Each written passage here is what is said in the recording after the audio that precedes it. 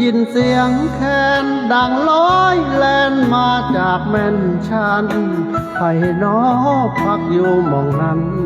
คนไกลบ้านคือหาวบ่นอทำนองหลายร้องลายเศร้าฟังแล้วเหงาคือทอดแม่พอ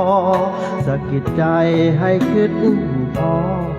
หลายสิ่งที่รออยู่ในความจานับแต่ความจนพาดิ้นรนเป็นคนไกลถิ่นความทุกข์บีบให้ต้องดิ้น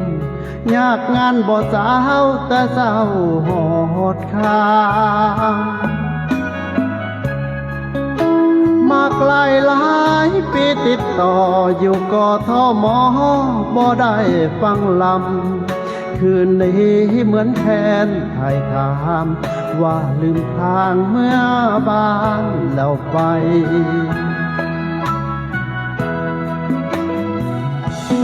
แม่นผู้ใดเป็นคนเป่าแขนกระซาแต่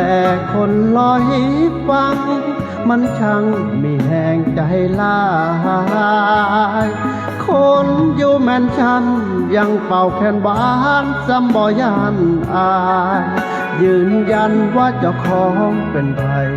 อ่อนสอนน้ำใจเจ้าของเสียงแคนลายสูดแสดงเสียงแคนแลนจากแม่นชันหล่อเลี้ยงคนเหงาไกลบ้านสู้เพื่อบ้านบนทางยากแสน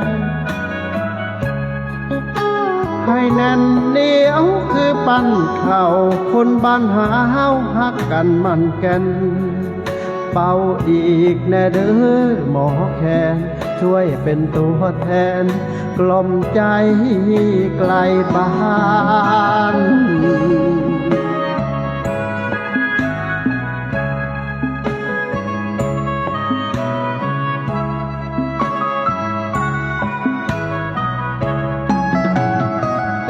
ลายสูดแสดงเสียงแคนแลนจากแม่นชันหล่อเลี้ยงคนเหงาไกลบ้านสู้เพื่อฟ้านบนทางยากแสนให้แน่นเหนียวคือปั้นเข่าคนบ้านหาวฮักกันมันแก่นเป่าอีกแน่เด้อหมอแคนช่วยเป็นตัวแทนกล่อมใจไกลบ้าน